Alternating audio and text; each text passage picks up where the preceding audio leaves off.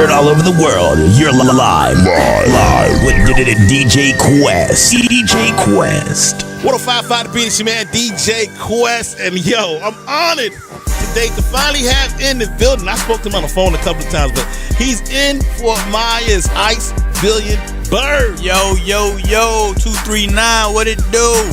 Yo, first of all, happy belated birthday. Thanks, man. Happy belated birthday. Well, I appreciate that, dog. I really appreciate that. Last time you was in Fort Myers, I think it was when we had our birthday bash together, right?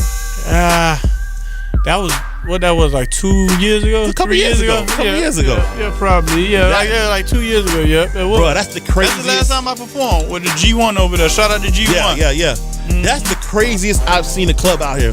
Like, the club was at capacity, and it was still a line around the corner. Yeah, it was and crazy. And people were trying to break the doors down. Yeah, it was crazy. Yeah. Man, let me ask you this, man. When you started, did you ever imagine that you'd be rocking crowds like that? I imagine bigger. Yeah. I still imagine bigger. Yeah. But I'm happy for what I do, though. Yeah, I like to aim at the moon, and if I fall short, I land on the star. Let's take it back to the beginning, man. Yeah. First of all, how'd you link up with Trick and Dunk Riders? I was just doing my thing in the high school circuit. I was really? Yeah, I was just putting my tapes out, trying to impress, my classmates, the school. Trying to get the little girls. Then it spilled out the other schools. Then it spilled out the other hoods, and it got one of his brothers or whatever had heard of me, and they called the boy, Then it's been popping ever since then. Was Trick one of the Miami artists that you looked up to? Yeah, most definitely, for real. Who else were you rocking with back then? Ross. I actually was rapping with Rick Ross before I met Trick Daddy. Before Ross had hustling or anything. When no one knew Ross. When nobody knew Ross, they used to pick on me. Oh, Rick Ross ain't nobody. I used to be about to fight people in school about Ross. Yeah, so it just know that I'm on the right track when I see everybody still doing their thing, and it just come full circle, Speaking of Ross, how'd you feel when you heard that he was in the hospital? Man, it hit me. I'm like, nah, this for real. Like, I had to because that hit close to home. We don't want to see nothing happen to Rose. Yeah, have you spoken to him since? Nah, I didn't speak to him. Do you know like the real story of what happened? I don't know what happened. I don't know. As long as he all right, that's all that matters, right? Yeah, I don't know what happened or nothing. Now, when you first came out with Dunk Riders, man, you was the young jit. Yeah. And it don't even seem like that long, because now I seem it's like you're an OG for these artists now. Yeah, man, people ain't really know how old I was at the time, I think. Yeah. So I was like 16, 17 doing my thing. Then I see the younger people like 16, 17, 18, 19 doing their thing now. I got them by like 10 years, That's crazy. So it kind of make me feel I'm like the young OG, but sometimes I do be like, hold on, am I old? But then I think about like, oh, Jay-Z got on. He was like 26, 27. Exactly. I'm like, I just turned 29. You still young, dog. Ross got on. He was like 32, 33. So I'm like, I'll tell you what. I'm kind of still ahead of the curve a little bit. One of the hottest things to hear in the club in Florida right now is when a DJ dropped that Iceberg Live. How it go? All I need is one blue dolphin to be in my vibe. Does it still only take one blue dolphin? Yeah, nah. I've been wondering that. I got older. All right, man. I seen I think it was on Instagram the other day, man. You had a bottle of lean, was it? Yeah, I poured it out. You poured it out. Why did you do that? I mean, not that I'm mad. I did it because I really want to spread that awareness. But it's crazy because like an artist on the West Coast did it, but he did it like after I wanted to do it. Yeah. After I wanted, not even want to per se pour the lean out, but just like go in on lean. Yeah. Period. Like I wanted to I don't think that's cool because whatever people, I don't judge people by their habits, but when I realized that it's people out there selling people fake stuff that could really harm their body for real, like just drinking the real thing can harm you. Yeah. But in Florida, we like the bootleg capital. Once we get a hold of something, it just it turn into other things. And I feel like that's what almost 60, 70% of the drink that was going around was like fake stuff. It was cut with fake stuff and stuff. That's what happened to the Blue Dolphin wave or whatever. It just started being like too toxic. Too toxic. So how do you feel about these new rappers coming out and all they rap about is the drugs? Well, now it's starting this year. They starting to change it up. I see all the little whatever saying, Exactly. "Oh, you know, we ain't doing that no more. We lost a couple friends and all that." So it's starting to turn for the better now. You know, it's only too much BS could really circulate before people got to put a stop to it, man. Well, Especially like with the Xanax and you know, like they don't want to see that. They don't want another crack epidemic. You know That's what's what it is. going on with the opiates and all that stuff. I noticed that the kids now being raised to what the music is coming out to, and like they don't see, there's no filter the way they say, oh no, he's just rapping about it. I don't need to do that. Yeah, because they actually seeing they actually used to see their favorite artists and stuff actually pull it and take it and all that through social media. Before, we used to hear about our favorite rappers smoking weed and doing, but we never really seen our favorite rappers do that stuff if you really think about it. That is so you know true. what I mean? We couldn't watch our favorite rappers doing whatever they do, whatever vices they do on BET. We couldn't see our favorite rappers really tote guns for real. We couldn't see our favorite rappers really do drugs for real and do the vices that they do, but social media is no filter, so the kids getting it right there. One thing I was talking about earlier with one of my friends is that there's no gatekeepers anymore. Nah. Young dudes coming up don't got someone to say nah. Yeah, it's not really no OGs like that. Yeah. Like, how do you deal with the young dudes that come under you? I can say, man, I'm blessed. I just left Fort Myers Juvenile Detention Center, and them kids was overwhelmed to see me. They say I'm the first artist to ever come through there. The only artist. I should have went with you, man. Yeah, it was like kind of like a spur of the moment. They hit us up like yesterday, I think. And how was that experience though? Like, it was dope, man. The kids was even like, they like, so why you here? They trying to get an explanation like people pay. I'm like, no, nobody paid me to come talk to y'all. I'm here for y'all. I could have been doing anything in the world, but I'm here with y'all, hour and a half away from my house, vibing with y'all, you know, because one of the officers had the courage, not the courage, but just like reached out to me, and I'm like, I'll take up on the offer. I like to spread positivity, you know. I feel like we was missing, like you say, the OGs. They need us, you know what I mean? If they don't know where they come from, they definitely don't know where they going, you know. Who was your gatekeeper coming up? I looked up to a lot of people, man. Like music wise, you know, I really looked up to Ross probably more than anybody. Not like his sound per se, but his moves. You know, like when I seen Ross getting into business heavy, that excited me. Far as like that I personally know, but like far as people like Jay-Z and stuff like that, man, I looked up to them dudes. Like when I seen Jay-Z open up the 40/40 Club and start his own vodka and make all type of money off his clothing line and put on other artists and stuff, that excited me. And of course, you know, I had OGs in the street, you know, my pop and all his friends, you know, I looked up to them heads on. But as far as music, it was probably like Jay-Z and Ross that really inspired me to get into business, you know? That's what I like, man. You real business-minded. Your whole team's business-minded. Yeah. Like, explain the whole Live House brand. Yeah, the Live House brand is Live House Music and Live House Merchandise. It's like two different entities. We do the music all the way 100% in-house. You know, we come like everything in-house. We got in-house production. I just signed my first artist, Bushy B.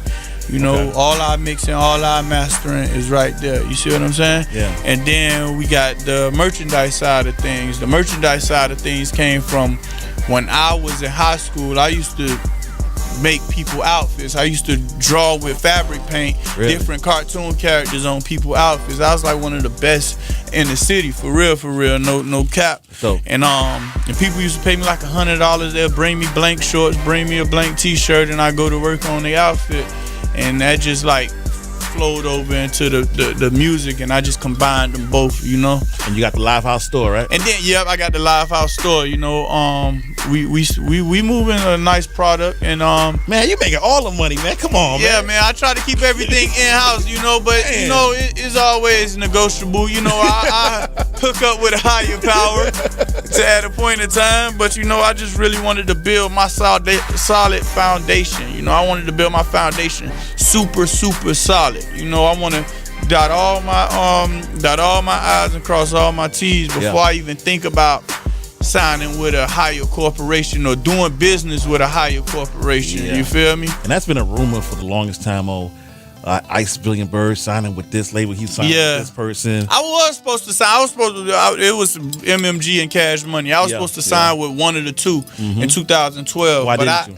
I really, because I wanted to really just explore my freedom before I hop into another situation. True. And the game was changing. You know, the game was changing from physical copy, where the internet already messed up music sales. Totally. And it was changing over to strictly digital.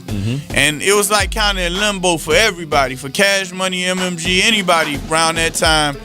It really wasn't all the way how it's going now, kind of now that streaming and stuff picking up. And you know, iHeartRadio had to get their app ready before. You feel me? Right? Like, you feel me? Spotify had to get right. Apple Music had to get right. Tidal had to be born. So everything is just coming back into play. Now that the bigger corporations getting on to the new wave of music and putting out music and how people consume music, I'd probably be willing to like work with a higher power. And I see your social media game is getting to another level.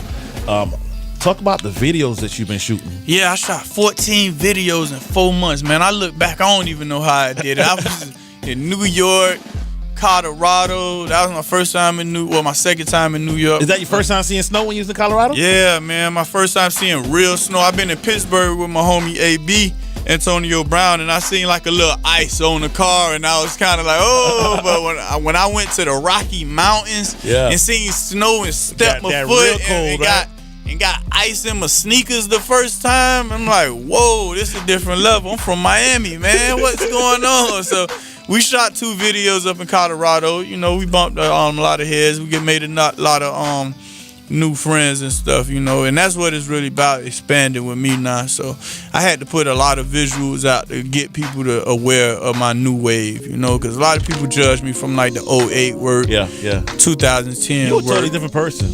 Yeah, man, I done learned a lot, man. I done learned a lot. I done read a lot of books, man. I done overcame a lot of stuff. And yeah, man, I'm blessed, man. What's I'm your blessed. favorite book to read? Man, my favorite book, the favorite book, it was Jay-Z, Decoded. Yeah. That was like one of my first books I studied. Yeah. I read Jay-Z Decoded, and of course like 48 Laws of Power, like a lot of people did. You know, I just started Mastery, Rich Dad, Poor Dad, The Richest Man in Babylon. I hear a lot about The Alchemist. Everyone says I never read that. Yeah, I never read that. Everyone says I need to read that. Yeah, I read a lot of like self-motivation and wealth books. You know, I gotta read some books about social skills because I still lacking that like, part, whatever, man. Nah, for real, I do. Like, it's hard for me to talk to strangers. And New York taught me that, man. I was in Times Square. I was in Times Square. I found myself being shy. I'm like, hold on, ain't no way I've been a rapper for 10 years and I'm really up here being shy right now. So I gotta read some social skill books, man. I see you was in Toys R Us with your son. Yeah. And you walked in there and you looked around like, what happened to Toys R Us? Yeah, I was devastated, man. What happened? This ain't the Toys R Us we grew up with. Yeah, digital world taking over, man. Like, and it's not even the same. Like, you can't get the same feeling of seeing a toy on the shelf. Exactly. And seeing a toy on the computer. But I guess, I don't know, but I don't think it's gonna die. I think it's gonna come back to the point where it's too digital. Like, Toys R Us is like something now, like. Yeah, I think it's going bankrupt. Like, that's what this I heard. Week. Yeah, but it's gonna come back. It's gonna be some digital. Growing up, what were some of the toys you wanted or you'll bug your dad for? Man, I was like a collector more. I wanted baseball cards. I didn't care about. Yeah, I wanted like base sports cards. Yeah, I got like over like 7,000 to 10,000 cards. Yeah, we can sit down and vibe. We can sit down. You can't touch my Ken Griffey rookie I got though. I don't even know what I got. I know I got them though. Yeah, I got a Michael Jordan rookie. I don't got the Michael Jordan rookie, but I got a Michael Jordan. Okay. It's an official one, but it ain't the. Okay. And it ain't the one. I think the best one I got is probably like the Shaq rookie card. Yeah, I got Ken Griffey, Michael Jordan. Oh yeah, I'm about to bring the cards to the live house. Mark McGuire, you remember him? Yeah. I got a sign. I got a sign. He's talking about. I got a sign Barry. Oh, I was about to say Barry Bonds. Mark McGuire.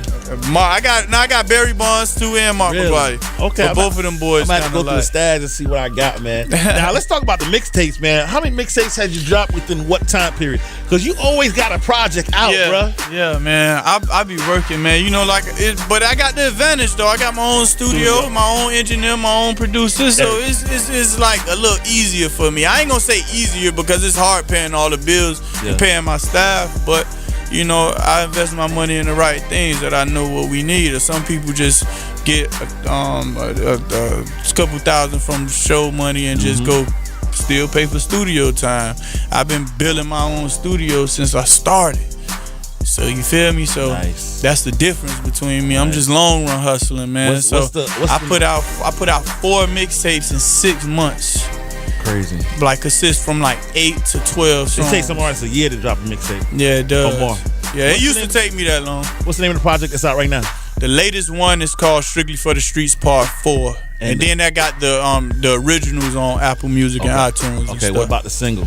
The single is Real Spill we pushing. Yeah, we did the Real Spill challenge. We had a lot of people from Key West all the way to Pensacola doing Real Spill challenges, and it was like magical because everybody was giving the real them. They wasn't stunting. They was talking about their problems and their downfalls and stuff throughout the challenge. You know what I like, man? Ain't too many artists in Florida that can go up and down Florida and perform, and the house be packed every show. Yeah. What do you attribute to that for you? Because you're not really like a radio artist. Yeah, I'm not. I never been in rotation on the radio. But you still getting that show money. Yeah, it's a blessing, man. I guess it's because I relate to the people. I don't mind touching the people. And I really, not to toot my own horn, like I'm kind of fearless, man. Like I feel like I'm covered, you know. Yeah. I was robbed when I was in 2nd grade by a high school dude. And when that happened to me, that made me kind of fearless. Well, I ain't really scared to go to no clubs, you know. It could be the craziest club with the baddest reputation, man. I pray a lot, so I ain't scared to go there, you know. I feel like if I die doing what I do, I'm gonna go out like Steve Irwin, baby. You feel if I die doing what I love doing, I did when I like Steve Irwin. A lot of artists be scared to go to certain clubs and go to certain hoods and stuff, but I'm out here trying to spread my music, so I ain't out here trying to do no bad things. So I feel like God got me. So that's probably why I've been so consistent, because a lot of artists get too bougie for certain spots. That's real. Now let's talk about Love and Hip Hop Miami. Love and Hip Hop. Were you approached to be on the show at all? Yeah, I was. I had like 2 meetings with him. What happened? I felt like it would have hurt my brand, honestly, and thank God that thank God that I didn't do it. Yeah, I felt like it would have hurt my brand, man, because I just ain't feel like it flows with the organic aura that my music and my persona gives off, you know. And I ain't saying that I'm too hard for the show. I just don't feel like it's organic. Just like not you. It's just like it's like phony to me. It's like fake. So it's like it's like it ain't that ain't trill to me. So you wouldn't even do like a couple of guest scenes if they asked you, like? Yeah, but they don't talk to so much. I don't think they'll even deal with me no more like that. Like, nah, yeah, we don't like that guy. Next. That's so crazy, man. Now, all right, listen. If I'm trying to put together a playlist of my strictly only Miami music. Who needs to be on my playlist? What songs? Ice Billion Berg. We know that already. Lil Dread. Sam Sneak. Major 9. Kiddo Marv. Mike Smith. Ball Greasy. Yeah. Trick Daddy Trina, of course. Rick Ross, of course. What's that one song? Bushy B, my new artist from Live House. What is your all-time favorite Miami record? That's not yours or anyone on your team. All-time favorite. All-time favorite Miami record probably would be what? For what? Like on the that's tough, man. Yeah. I don't know, man. I can't answer that, man. I'm not gonna do that because that's too tough. You got okay, if I got to, if somebody had a gun in my head, damn, make that. Take it to the house. Yeah. Okay, that's a good one. That's what I said. Good one. 305, take it to the house. MIA, take it to the house. This the way we take it to the house. Yeah, that'd probably be my favorite. What do you think is missing from Florida music? Not just Miami, Florida music. More lyrics. Really? More lyrical, positive, pro-college, pro-educated rap. Because you realize that like a lot of these Atlanta rappers are just coming down one coast of Florida, going up the other coast and just racking up. Yeah. While Florida artists ain't even eating like that. Like us, except you getting all the money. You know. But it's hard, man. I put a tooth and nail for my money, man. If I was just cool and just cool with the flow, I'd probably be messed up. Nobody ain't tell me I had to open my own label and start my own store. True. Hire my own producers, hire my own engineers, chase down graphic designers. I ain't got my cameraman right now because I couldn't chase him down. So it's like, it's hard, man. So God blessing me because of my hard work and passion. I still feel like I'm underrated, but it is what it is. So can we see Billion Berg signing a deal anytime soon? Yeah, definitely like a nice, because we already got distribution through Empire. It's a independent music agency. They 80-20. Yeah, 80-20. Yeah. They get 20% of our mechanical royalties. Okay. That's what I was looking for, mechanical royalties. And I'd probably be willing to do a similar deal. And, but I mean, like, you don't need to sign. Like, if you got the distribution, the only reason you sign it now is maybe for that machine. Yeah, it would have to be a bigger situation. It would have to be a bigger budget. It have to be a bigger outlet, more resources. You know what I mean? Exactly. You know what I mean? It'll have to be like a Rock Nation or Atlantic or a Def Jam or somebody big like a Sony or something. You know, I want a bag like Diddy got, a bag like Master P got, a bag like, you know, a lot of the CEOs got. Don't talk to me as a rapper. I got rappers. I'm a rapper, but don't talk to me as him when we enter the meeting, my guy. Because when you go into that situation, you're signing your brand too. Yeah, I got a whole brand, not just Billion Berg, the whole shebang. And if they wait long enough and let me cross this mountain of me shooting my own independent films, and I make a lot of money independent from independent films throughout Florida, I would never talk to y'all. I like that attitude. You feel me? I like that attitude. Yeah. All right, what can we expect next, man, as far as a single or mixtapes or any other project? Yeah, like I said, I'm shooting this documentary, this top secret documentary about a historic place in Miami that I can't really speak on because it ain't all the way legally ironed out. Yeah. But that's a big project for me. That I'm really trying to do some big things with it. I'm gonna start working on it. But other than that, like I said, I want to get into film more. You know, if you look at the Real Spill video, it looked like kind of like a mini movie. We was all in the swamps of the Everglades. You know, we did all type of scenes. It took us like 7 days to shoot that video. You feel me? It's a lot of work went into it, and it looked nice. And I want to just take it to the next level and do some independent film work. And because I feel like Florida is always like that. We never had good representation on the screen. You feel me? We got movies like Shotters, Top Shotters, that represented like South Florida with the Jamaican culture, and we got movies like Bloodline. You know, it was cool for what it was back in the day in like the early 2000s, but we never had a big Compton, the Boys in the Hood, NWA movie, or we always got exposed to Cali culture through their movies. You know what we need? We never had no live crew movie. Yeah, like people like that'll be exciting to see. You know, I don't know why people haven't done it so far. Been done a long time you know, ago. it's like that happened in the 1980s. That's literally like almost 30 years and stuff. You feel me? So I don't know what they doing, but I know what I'm doing. I'm here to try to push the culture forward, and I can't talk about NWA, but I could talk about what happened in my time. Growing up, and even before me, right then in the mid '90s and stuff like that. I don't know why haven't so-called gatekeepers and OGs haven't took the initiative to put us on the big screen. Maybe it's in the works, but it's been too long. Did you hear about Lil Xan? You know who that is? Lil Xan, yeah, he said that about Tupac's music was born. Oh man, How'd you feel about that? I really want want to lock him in the room with. How old is he? I don't know, probably like 19 or something like that. If he 19, I want to just get a 16-year-old from my neighborhood to lock him in the room with him and rough him up, bro. A bunch of little Kodak blacks in the room with him, right? Yeah, just get little Kodak to rough him up, bro.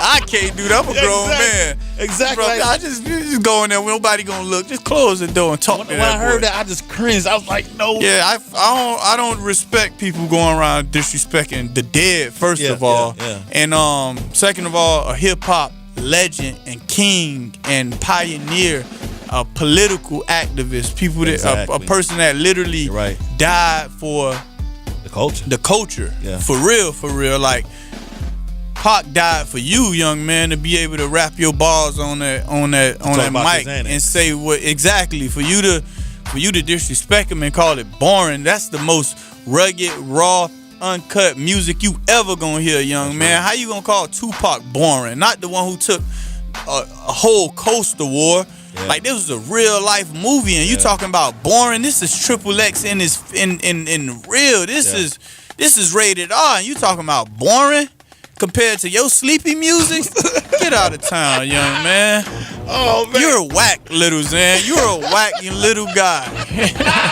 On that note, Ice Billion Berg, I want to thank you for coming through, man. Thank you, man. Thank you for having me, Quest. Appreciate you for coming through. Actually going to see the kids out here, man. A lot of people don't do that. Yeah, man. Shout out. If y'all listen to it, man, shout out to everybody over there at that Fort Myers Juvenile Detention Center, man. I just left them, and I love y'all, man. Y'all did something to me, man. So salute all the young kids over there, man. They did something to me. They inspired me to really want to go hard and do better and make more opportunities. That's what they really did. Yeah. Make me want to make more opportunities for the kids that's coming up under me.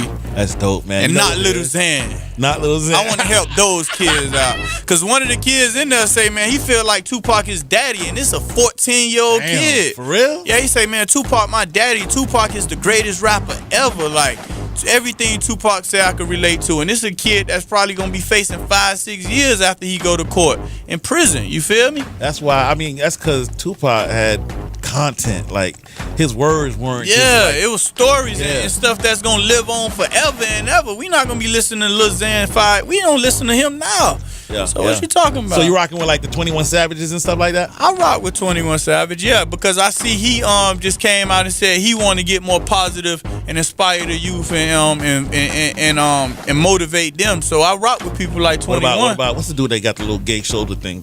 What's his name? Little Uzi. What you said? The word? He got a Don't little say gay that. shoulder thing. Come on, we on the Little Uzi radio. Vert. What's his name? I don't- That's what he got, right? He got I don't rock with his movement. I don't rock with that.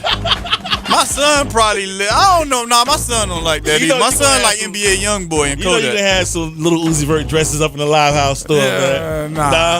nah. Them type of guys ain't even my fans. They don't want. I'm another boring rapper to them type of guys. Oh man. Yeah. Yo. But I rock with 21 though. Ice Billion Berg in the building, man. You know what it is, man. Thank you once again. Appreciate you, my brother. Yes, 105.5 The Beat.